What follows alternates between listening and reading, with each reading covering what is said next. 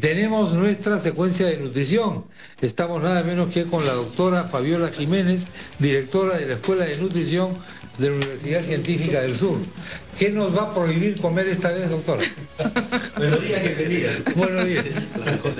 ¿Qué no podemos comer hoy día domingo? Vamos a hablar de un tema muy interesante, Chema, como es el tema de los alimentos ultraprocesados, ¿no?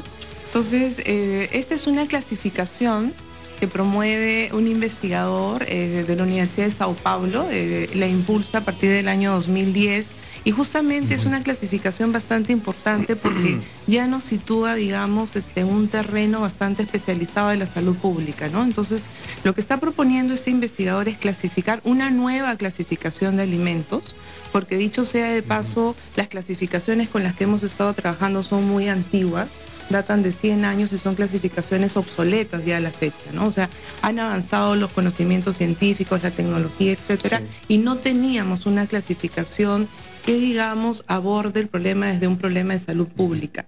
La clasificación que propone Monteiro es una clasificación muy interesante que tiene 3 grupos de alimentos.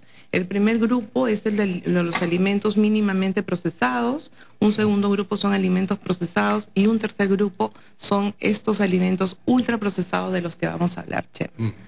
Los ultraprocesados. Los ultraprocesados. ¿Por qué es importante, Chema? Porque muchas veces cuando estamos haciendo la discusión justamente de alimentos que son nocivos para la salud, se utiliza inclusive en medios de comunicación mucho los famosos alimentos chatarra, por ejemplo, ¿no? Sí. Y es importante mencionar que los alimentos chatarra como término científico no existe en ningún, no está aceptado por la Organización Mundial de la Salud, no existe en ninguna literatura, y digamos de que sí, en términos académicos, este tema de los alimentos ultraprocesados sí es importante explicar qué significa, dónde se encuentra para poder tener un impacto beneficioso en los consumidores finalmente, ¿no? Y en este caso, ¿de qué estaríamos hablando en cuanto a consecuencias de estos alimentos ultraprocesados? Claro. Hay algunas características, Chema, que voy a mencionar antes de hablar de los impactos.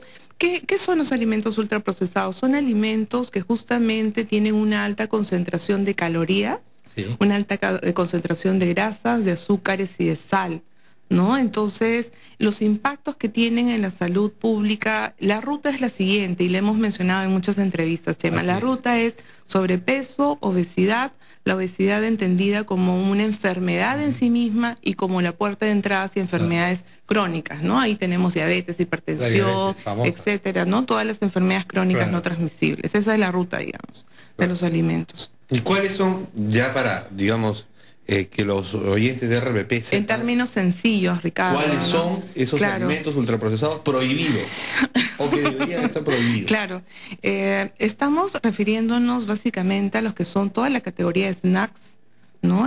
Bebidas azucaradas. Todas las sodas.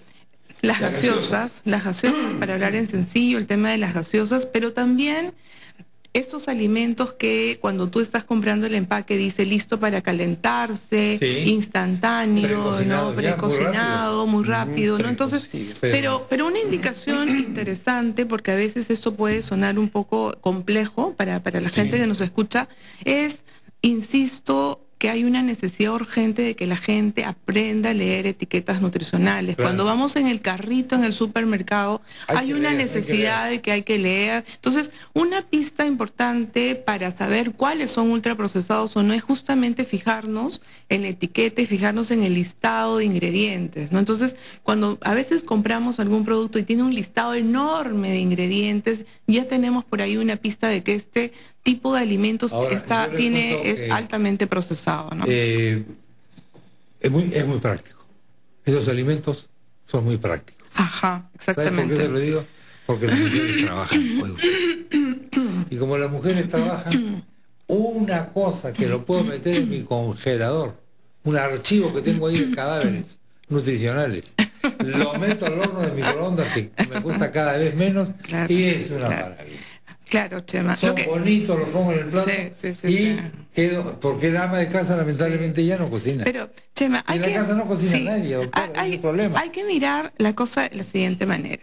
O O sea, estamos hablando, Chema, en un nivel superior, estamos hablando de sistemas alimentarios. ¿Qué cosa está sucediendo, por ejemplo, en el caso de Estados Unidos y Reino Unido, que ya casi el total el 100% de la población está consumiendo este tipo de alimentos?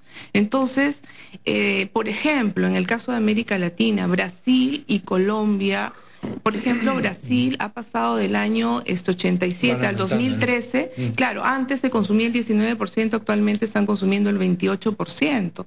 Entonces, 28% de alimentos procesados, claro, o sea, dentro de la ultraprocesados, pues. Claro. Entonces, ¿qué cosa sucede? Y acá va la reflexión como país, Chema, que la hemos mencionado muchas veces. Nosotros tenemos una gastronomía maravillosa de la que todos nos sentimos muy orgullosos. Entonces, pero, cuidado. Y la grasita de la carapuza de la doctora, no se nos ponga usted patriótica, porque estamos contra la hamburguesa con papas fritas, pero ¿por qué? Comenzó el debate. Pero es que ese es el problema. No, el problema es que cuando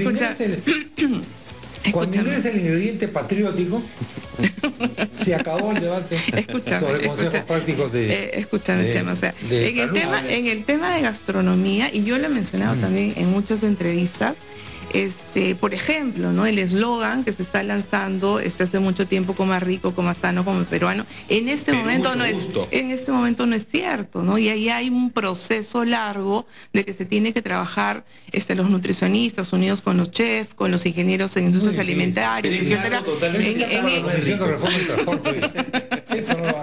Pero sí, digamos, de que hay una tradición en términos ya sociales, culturales, antropológicos en el Perú, de que todavía comemos casero, y eso tendría que ser una ruta interesante a defender, ¿no? Porque ahí hay todo un problema, ¿no? Nuestras tradiciones. El tema lo que nos gusta sí. El debate a los peruanos. Sí. El debate es complejo, Chema, no pero... es el brócoli. Claro. El brócoli no es nuestro plato favorito, doctor. Aclarando. Perdón, habla yo como brócoli, por si acaso, con gusto por delante. Claro. Por delante. Pero eso no le gusta a los peruanos. Sí.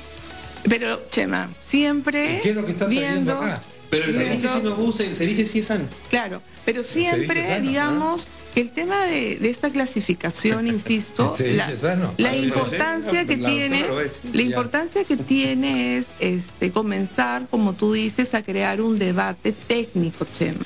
Porque exactamente, porque muchas veces, o sea, por ejemplo, cuando salió todo el tema de la ley en la que estamos de promoción de alimentación saludable, se generó un debate que se ha trabajado en blanco y negro y se ha puesto etiquetas, digamos, a todo el mundo, y no hemos tenido la oportunidad de generar un debate técnico, ¿no? Y justamente un debate técnico liderado por los especialistas en nutrición, en salud pública, ¿no? Entonces, yo he tenido la oportunidad de escuchar este debate, de seguirlo, y no hay propuestas concretas ni comenzar a discutir este tipo de cosas. Por ejemplo, el tema de guías alimentarias, que yo también he mencionado muchas veces. No contamos con guías alimentarias peruanas que nos permitan una herramienta educativa para...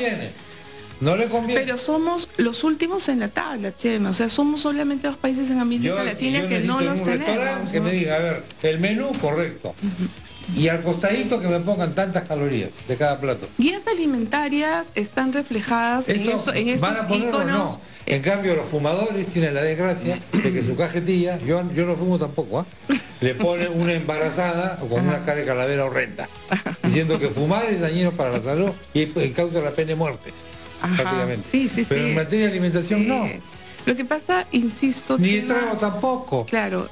Lo cierto es que el tipo de alimentación causa grandes estragos en la salud. La mitad de la gente en el mundo muere por enfermedades cardiovasculares, y eso son cifras reales. El 21% muere de cáncer, que también tiene como a la alimentación como uno de los determinantes más importantes. Eso es lo real y hay que trabajar en eso, Chema. Doctora Fabiola Jiménez, como siempre, muchas gracias. No, gracias a usted. ¿Ya desayunó usted? Por supuesto, Chema. ¿Se puede saber ya desayunó usted o no? Siempre me preguntas lo mismo, y me metes en apuro. Hay que ser coherente. Me metes en apuro. ¿Qué chicharrón ha comido usted?